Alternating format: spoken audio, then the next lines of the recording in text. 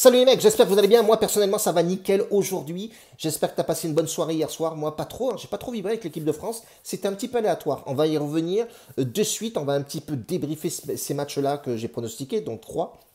On va faire un petit côté pub. Voilà, c'est toujours bon. Voilà, de passer un peu mes produits. Et aujourd'hui j'ai 2 matchs à te proposer. Donc reste bien jusqu'à la fin de la vidéo, frérot. Je vais te coudre tout ça main, papa. Petit résumé d'hier. Ouais, ça va être rapide. Turquie. D'accord, ok, bon, on a mis la Turquie gagnant. On pensait qu'ils allaient faire le travail. Techniquement parlant, c'était nettement supérieur à l'Islande. Très costaud, ces gars-là, ils sont rugueux. Putain, ils soulèvent des bûchettes, papa, à la maison. Ouais, l'entraînement, c'est à la Rocky Balboa, frérot, quoi. Putain, truc de malade. Bref, tout le long du match, tu vois vraiment que la Turquie est au-dessus. Techniquement parlant, c'était assez supérieur. Ils ont poussé jusqu'à la fin. Ils n'ont pas réussi à marquer ce but-là. 0-0. Dans l'analyse était bonne, mais voilà, après, c'est faut agir, tout simplement. Il y avait pas mal de cartons jaunes, j'ai vu. Bon, bref. Ok, donc ça, malheureusement, il passe pas. Deuxième match, l'équipe de France qui joue plutôt en demi-teinte. Je crois qu'ils ont joué avec le frein à main. Ils ont oublié voilà, ils ont oublié. Ça s'est vu en défense. Hein. De toute façon, l'anglais, grosse erreur. Bon, but heureusement qu'ils ont marqué d'ailleurs, parce que sinon, on passait pas notre plus 1,5 but à la mi-temps. Et après, ils ont su égaliser forcément. Mais durant tout le long du match, c'était pas excitant. Je voyais Deschamps sur le bord de touche, il était tout rouge. À un moment donné, j'ai cru qu'il avait perdu une dent, frère. J'ai dit, putain, il va gueuler tellement que le bordel, il va se barrer. Et qu'est-ce qui se passe, bordel? Et Mbappé, Mbappé, voilà. Qu'est-ce que tu veux que je te dise? Mais par contre, un Coman, une merveille ce joueur, je kiffe ce mec. Je crois qu'il a cassé 19 reins. Il a pété 30 hanches. Un truc de malade, quoi. C'est un truc de fou, ce mec. Il a des appuis de dingue, très rapide. Mbappé, absent complet. Alors, soit c'était la disposition de l'équipe, la compo n'était pas adéquate. Il se marchait dessus. Mbappé, je sais pas, il était perdu, le mec. Un coup, il vient en centre, derrière Giroud. Un coup, il est à droite, gauche. Bref, enfin, bref, c'était vraiment le bordel. Deux mecs à retenir. Coman, Kanté. Voilà, moi, ces 2 mecs-là. J'ai aimé Tolisso aussi. Voilà. Bon, ça, on s'en fout de mon avis. Bref. On passe le pronostic. Et ça, c'était plutôt pas mal. Et puis le troisième, bon, voilà, sans surprise. Même mon fils de 10 ans aurait trouvé le pronostic. Cristiano Ronaldo doublé. Bon. Pas de truc à dire là-dessus. Un petit peu de frayeur, j'avais peur son genou, etc. Ben, t'as bien vu que son genou, il s'en bat les couilles. Il a claqué 2 buts, terminé. Je crois qu'il a fait un triplé, je crois. J'aurais pu même triplé de Cricri facilement. Logiquement, ce mec, c'est une machine de guerre. Terminé. Côté pub, papa, bordel. Côté pub, dans le lien de description, tu as des liens, donc va taper dessus. Alors, je t'encourage à venir dans le lien pas de la description, mais laisse des commentaires. Si tu as des produits que tu cherches pour Noël, etc., ta femme, ta petite femme, un petit cadeau, nana, mets-le-moi dans un commentaire. Voilà, Aldo, je cherche ça, ça, ça. Moi, j'ai pas mal de contacts. J'ai beaucoup de mecs déstockage, des produits neufs, hein, que les mecs passent pas, ou c'est des anciennes séries, etc. Donc, dis-le moi. Moi, éventuellement, je vais les chercher et je peux te les envoyer ou même les mettre sur mon site Amazon et tu commandes le truc et puis c'est tout. Si je peux t'aider à économiser 10, 20, 30 balles, ça me fait plaisir pour toi. Donc voilà, ça c'est plutôt pas mal.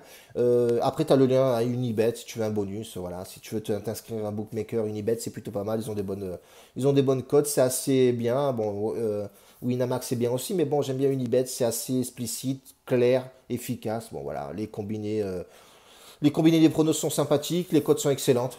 Rien à dire sur ce bookmaker-là, et pas mal du tout. Donc je t'invite vraiment à faire ça. Si je peux t'aider, volontiers. Donc 2 matchs, donc Suisse-Géorgie, ouais, moi ce match-là m'intéresse un petit peu, il y a un petit peu d'enjeu, Danemark, même si le Danemark ça va être tendu pour les Suisses de passer devant, parce que le Danemark joue aussi à domicile contre Gibraltar, ça va être compliqué, quand tu vois les stades de Gibraltar, c'est 5 défaites d'affilée.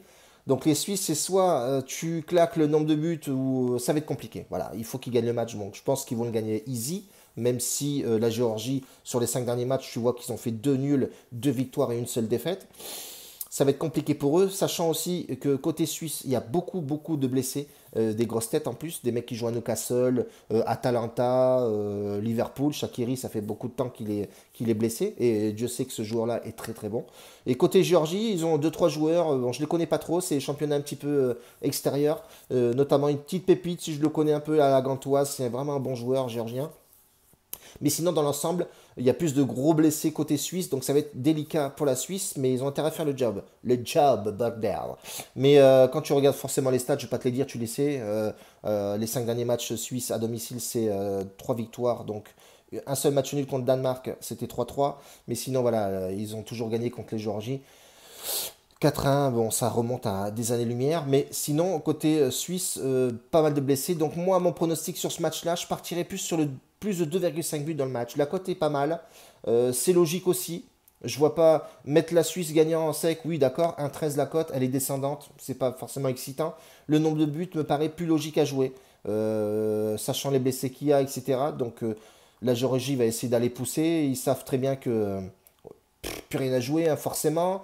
Ils sont à 8 points. Pourquoi pas passer à la troisième place, finir en beauté. Voilà, bon, bref. Le plus de 2,5 buts me paraît plus logique sur ce match.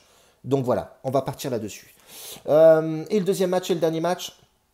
Après, je donnerai deux, trois petits trucs là sur des matchs que j'ai vus, même si c'est pas trop excitant. Bon, je donnerai quand même un petit avis. Donc, la Roumanie qui joue la Suède. La Suède a tout à jouer aussi sur ce match. Hein, quand tu regardes, bon, l'Espagne est qualifiée, certes, ça y est.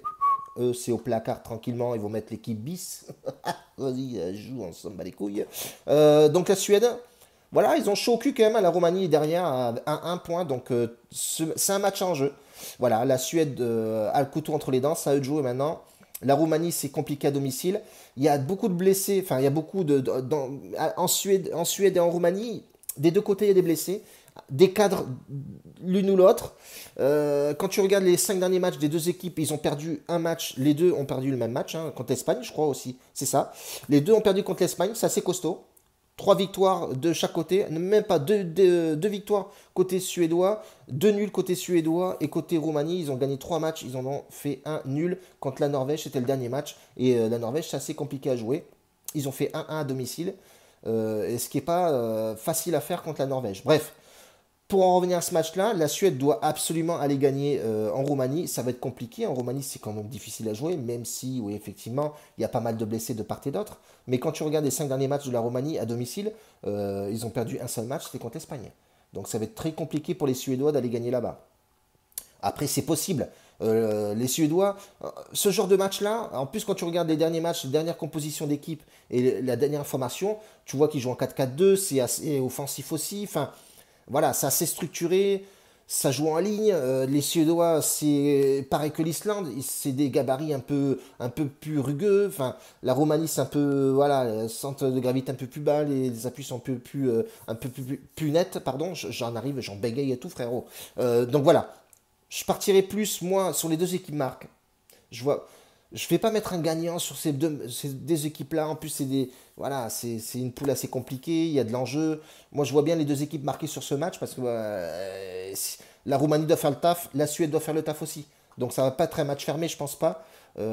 Ça serait pas l'intérêt. Ou alors prendre un point éventuellement. Mais bon, voilà, il y a un autre match. Donc, je pense que ça va jouer au ballon. Et je pense que ces deux équipes-là vont jouer à 100%. Donc je vois bien les deux équipes marquées. La cote est plutôt pas mal, 1,70. Elle est plutôt propre à jouer. J'ai confiance en ce match-là. Donc voilà, pour aujourd'hui, ça va être deux matchs à tenter. Et ensuite, ben, grosso merdo, j'ai pas hésité sur l'Arménie. Bon, non, Finlande, la cote est pourrave, pas top, même si un petit Pookie buteur, mais bon, j'y crois pas trop parce que il est très très affaibli à Norwich. Je sais pas ce qu'ils ont, mais c'est très très pourri. Norvège, non, merci. L'Italie, pourtant j'aurais pu jouer l'Italie, mais ils sont déjà qualifiés. Il manque un peu de joueurs. Le nombre de buts, ouais, oui et non. Pourquoi aller se péter une guibole sachant que tu es déjà qualifié ouais. Pas d'enjeu là-dessus. Danemark, bon voilà, la cote pas top. Même si tu joues le nombre de buts, c'est pas excitant non plus. L'Espagne, j'aurais pu ça tenter en fun Ramos buteur, vu qu'il tire les pénaux, etc. Et c'est déjà eu passé dans mon VIP pas mal de fois. Mais je vais pas tenter le délire. Vraiment, les deux matchs qui m'ont excité, c'est Roumanie et Suisse. Voilà, terminé. On va rester comme ça pour aujourd'hui, les frérots. On n'induit pas les autres en erreur. On reste sur notre petite analyse tranquillement et sûrement. Demain, on est samedi. Qu'est-ce qu'on a à jouer demain? Il y a pas mal de matchs aussi demain qui sont intéressants, notamment la Croatie, etc. On verra ce qui va se passer demain. En tout cas, moi, je vous laisse comme ça pour aujourd'hui. Une grosse bise à tous. Un bacio a tutti. Grazie. N'oublie pas, abonne-toi, mets un pouce, papa, fais ta live. Ciao. La bise.